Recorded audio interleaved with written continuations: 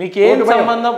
మీరు పాలకుర్తి ప్రజల్ని మభ్యపెడుతున్నట్టు మీరు హనుమాన్ల రాజేందర్ రెడ్డి గారు కలిసి ఉన్నామని చెప్తున్నారు కదా, కానీ మే 15, 2024లో మీరు డైవర్స్కి ఎందుకు అప్లై చేసిరో ఝాన్సీ గారు దీనికి సమాధానం చెప్పాల్సి ఉంటుంది. వీడికి వచ్చి పాలకుర్తి ప్రజల్ని మభ్యపెట్టి స్టేజ్ల మీద మేము కలిసే ఉన్నాం, మా భార్య పతివ్రత అని ఆయన మాట్లాడడం, మా హస్బెండ్ చాలా మంచోడని మీరు మాట్లాడడం కాదు. అసలు అమెరికాలో ఏం జరుగుతుంది, మీ ఇద్దరు వ్యక్తిగత విషయాలు ఏం జరుగుతుంది అనేది కావాలి.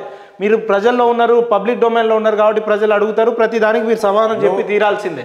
ఎంతో కొంత నువ్వు ఒక సెలబ్రిటీవి, ఈ పాలకుర్తిలో సెలబ్రిటీ అని అనుకుంటున్నారు. యాక్సెప్ట్ చేస్తారా సార్? సెలబ్రిటీ అంటే సెలబ్రిటీలు అంతా ఇట్లా ఉంటారు కదా, వాళ్ళకు ఒక అవగాహన ఉండదు, ఒక వాల్యూస్ ఉండయి.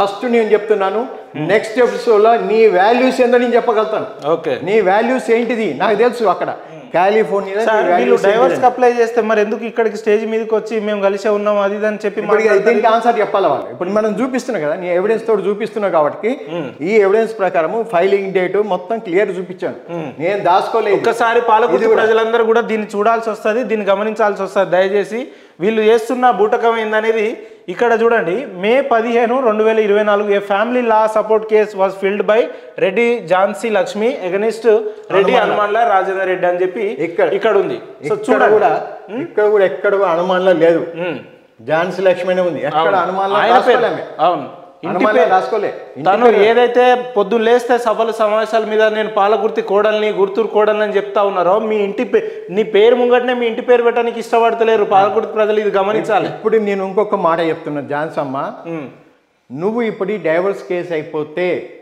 నువ్వు తొర్రూరు ఆడబిడ్డవైతావా కాదా చెప్పు. నీ తొర్రూరుతో ఏం సంబంధం ఉన్నది అనేది చెప్పాలి.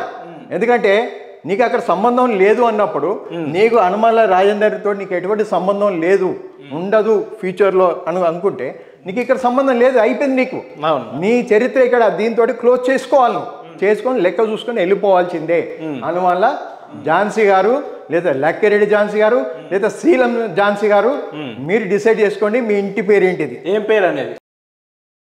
ఓకే, ఇది డైవర్స్. వీళ్ళు పొద్దున్న లేస్తే వీళ్ళు మాట్లాడతారు, మాలాంటి జర్నలిస్టుల మీద లేదంటే ఇటువంటి రాజకీయ నాయకుల మీద ప్రశ్నించే వాళ్ళ మీద వాళ్ళ ఏదైతే కొంతమంది తొత్తులను పెట్టుకొని మాట్లాడించే ప్రయత్నం చేస్తూ ఉంటారు. ఇప్పుడు మీకు చాలా క్లియర్ వచ్చింది, ల్యాండ్ ఇష్యూలో వీళ్ళకి ఎటువంటి ఈమెకు రైట్స్ లేవు. ఓకే, అతి తొందరలోనే మీ దాని డ్రాఫ్ట్ తయారవుతున్నది. డైరెక్టర్ ఆఫ్ ఎన్ఫోర్స్మెంట్ దాంట్లో మేము కేసు ఫైల్ చేస్తున్నాము, హైకోర్టు పోతున్నాము. ఎందుకంటే ఝాన్సమ్మ మేము ధైర్యంగా నిలబడి ఈరోజు నేను బయటకు వచ్చి చెప్తున్నాను అంటే నగర డాక్యుమెంట్ తోటి మాట్లాడుతున్నా. దీంతో నేను మాట్లాడుతున్నా అంటే నేను హైకోర్టు పోతున్నాము, మా అడ్వకేట్స్ రెడీగా ఉన్నారు, ఎనీ టైం కేసు ఫైల్ అవుతున్నది. డైరెక్టర్ ఆఫ్ ఎన్ఫోర్స్మెంట్ మా దగ్గర కోటాను కోట్లు డబ్బు ఉంది, మేము ఎవరినైనా ప్రలోభ పెడతాం, ఎవరినైనా బెదిరిస్తాం, ఎవరితోటైనా మాట్లాడతాం అంటే రాబోయే రోజుల పరిణామాలు ఇదే రకంగా ఉంటాయి. ఝాన్సీ రాజేందర్ రెడ్డి గారు ఇది మీరు తెలుసుకోవాలి. ఇంకా రాజేందర్ రెడ్డి గారు ఎక్కడ ఉంది, ఇంకా తీసేసారు కదా మీరు ఆ పేరుకి మర్చిపోవాలి. ఇప్పుడు ఇదంతా చెప్పాలంటే మనకు చాలా టైం తీసుకుంటుంది. మేము ఇక్కడిగా చెప్పింది 3 క్వశ్చన్స్ ఏమడుతున్నావు. ఫస్ట్ నీ ఇంటి పేరు ఏంటిది అనేది నువ్వు క్లియర్ చేయాలమ్మా. ఓకే, నీకు గెట్టుతోటి పోరుంటే నీ గట్టితోటి పోరున్నది కదా, ఎవరితో ఇంకో వ్యక్తితో ఉన్నావు కదా, మీరు తెలుసుకోండి. మేము ఇక్కడ వచ్చి ఏం డబ్బులు, నీ డబ్బులు ఎక్కడి నుంచి వచ్చినాయి, అసలు ఏ విధంగా వచ్చినాయి డబ్బులన్నీ మా దగ్గర డాటా ఉంది. ఇప్పుడు నీ డబ్బులు ఎట్లా వచ్చినాయి, హవాలాలో ఎట్లా తీసుకొచ్చావు, వైట్ మనీయా బ్లాక్ మనీయా, దీని డాటా కూడా మా దగ్గర వచ్చింది. ఈ డాటా మీద నేను మాట్లాడతాను, ఈ డాటా మీద నేను కంప్లైంట్ చేస్తాను, దీనికి మీరు రెడీగా ఉండాలి. ఉమెన్ ఏదైతే ఉమెన్ ఎంపవర్మెంట్ తెలుగు అసోసియేషన్ కింద మీరు ఎన్ని డబ్బులు తీసుకొచ్చారో తెలుసు. వాళ్ళు రాబోయే రోజుల్లో మీ మీద ఏ రకంగా కార్యాచరణ తీసుకోవాలో కూడా అక్కడ కూడా అవుతుంది అనుకోవద్దు. నువ్వు పాలకుర్తిలో గత సంవత్సరం నుంచి పైన ఎలక్షన్ల ముందు 6 నెలల ముందు నుంచి దాదాపు 100 కోట్ల పైన ఖర్చు పెట్టినావు. ఒక మారుమూల ఎమ్మెల్యే అసెంబ్లీకి అంత ఖర్చు పెట్టవలసిన అవసరం ఏమొచ్చింది నీకు? నీకు ఏదైనా ఇష్యూ ఉంటే చెప్పాలి, బయటికి రావాలి. రావు నువ్వు వచ్చి బెదిరేయడం మొదలుపెట్టావు. ఈ అబ్బాయి మన ఈయనతోటి వీళ్ళతో మనం మాట్లాడినప్పుడు ఈయనతోటి వీడియో చేసినప్పుడు నాకు ఇట్లా వచ్చింది అంటే నేను ఇండియాకి వస్తున్నాను, నేను బయట ఉన్నాను, ఒక 1 మంత్లో వస్తా అని చెప్పాను. వచ్చాను, ఈ రోజు వచ్చిన రోజే నేను రికార్డ్ ఇది చేపిస్తున్నా.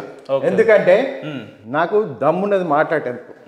నీకు ధైర్యం ఉంటే రండమ్మా. బహిరంగ డిబేట్ కి మీరు రావాలి. పాలకుర్తి రాజీవ్ చౌరస్తాకు వస్తారా, తొర్రూరు చౌరస్తాకు వస్తారా, పెదవంగర చౌరాకు వస్తారా, రాయపర్తికి వస్తారా అనేది మీరు ప్లేస్ డిసైడ్ చేయండి. ఝాన్సీ రాజేందర్ రెడ్డి గారు మేము చెప్పేవన్నిటికి కూడా మీరు సమానం చెప్పాల్సి వస్తుంది. ప్రజల్లో ఉంటున్నారు, మీరు ప్రజల నాయకురాలని చెప్పి మీరు ఏదైతే సొంత డబ్బా క్రియేట్ చేసుకున్నారు కాబట్టి మాలో ఉత్పన్నమైన ప్రతి సమానానికి మీరు సమానం చెప్పాల్సి ఉంటుంది. కాబట్టి దీన్ని మీరు తస్మాత్ జాగ్రత్త. 70 ఎకరాలకు ఇంకొక ఇష్యూ, 70 ఎకరాలకు ఆమె ఏం చెప్పింది, స్కిల్ డెవలప్మెంట్ చేస్తా ఉంటుంది. అవును, జాన్సమ్మ 5 ఎకరాలు ఉంటే యూనివర్సిటీలు పెడుతున్నారు. అవును, నీకు 70 ఎకరాలు ఎందుకమ్మా స్కిల్ డెవలప్మెంట్ కోసం? మరి ఇదే స్కిల్ డెవలప్మెంట్ సంవత్సరం కింద ఎందుకు అని రాలేదు మాట? ఎమ్మెల్యే గెలిచినకు వచ్చింది స్కిల్ డెవలప్మెంట్ అనేది. జనవరిలో దాన్ని. ఇంకొకటి, నేను వీళ్ళ ఫీజులు కట్టాను, హాస్టల్ అవి చేశాను ఇవి చేశాను అంటే నా కెపాసిటీ తోటి నేను ₹1,00,000 జీతం మీద ఉన్నప్పుడు కూడా నేను కనీసం నా దగ్గర నుంచి 50 మంది స్టూడెంట్స్ని ఏమంటుందని చదువులు చెప్పించిన. మా ఇంట్లో పెట్టుకొని 50 మంది కనీసం చదువులు చెప్పించిన. నువ్వేదో నీకు డబ్బా నువ్వే కొట్టుకుంటున్నావు.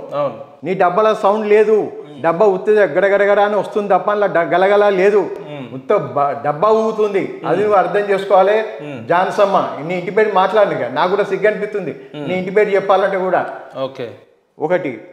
ఇంకోటి, ఈ ల్యాండ్ ఎప్పుడు రైతులకు చెప్పుతావు, బ్యాక్ ఇచ్చేయాలి. దానికి సమాధానం చెప్పాలి మీరు. ఇచ్చేయాల్సిందే, నీకు సంబంధం లేని ల్యాండ్ అది. ఒకవేళ నీ ల్యాండ్ అని కొట్లాడుతావా, రండి ఇద్దరం కొట్లాడదాం, కోర్టులో కొట్లాడతావా, లేదా ఫేమా చట్టం కింద మినిస్టర్ ఆఫ్ ఎక్స్టర్నల్ అఫైర్స్ దగ్గర ఫైట్ దాన్ని చేద్దామా? దానికి నేను రెడీగా ఉన్నాను. అనవసరంగా కల్లి ఉల్లి మాటలు చెప్పి, ఈ మాటలు ఆ మాటలు చెప్పి, బొల్లి మాటలు చెప్పేసి పాలకుర్తి అమాయక ప్రజల్ని బెదిరించి దగ్గర 30-40 లక్షల వర్తున్న ల్యాండ్ ని కేవలం ఎకరం 2 నుంచి ఒక 2-3 లక్షలకు కొని వాళ్ళని అన్యాయంగా మీరు అన్యాయం చేశారు. కాబట్టి ఆ ల్యాండ్ అయితే ఏ రైతుకు మీరు తీసుకున్నారు వాళ్ళందరికీ మళ్ళీ రిటర్న్ ఇవ్వాల్సి వస్తుంది. అది ఇచ్చేంత వరకు మా పరిణామాలు ఆగవని చెప్పి మేము తెలియజేస్తాం. గుర్తూరు ఏవైతే ప్రజలు మీరు ఏవైతే వీళ్ళు ల్యాండ్స్ అమ్మారో ఈ రోజు కూడా ఆ ల్యాండ్ మీద హక్కు మీకే ఉన్నది. నేను చాలా కడిగి చెప్తున్నా. ఆ ల్యాండ్ మీద హక్కు ఎవరైతే మీరు అమ్మారో, ఎందుకంటే రైతులు అమాయకులు నాకు బాగా తెలుసు. మీ రైతుల పక్కన నిలబడతాను, మీ దగ్గర నుంచి ఫైట్ చేస్తాను. ఆ ల్యాండ్స్ మీకే వస్తాయి. ఎట్టి పర్సులో అది మ్యాక్సిమం 6 నెలల లోపల మీ ల్యాండ్స్ మీకు వస్తాయి. మీరు మాకు సపోర్ట్ చేయండి. రైట్, అంతే.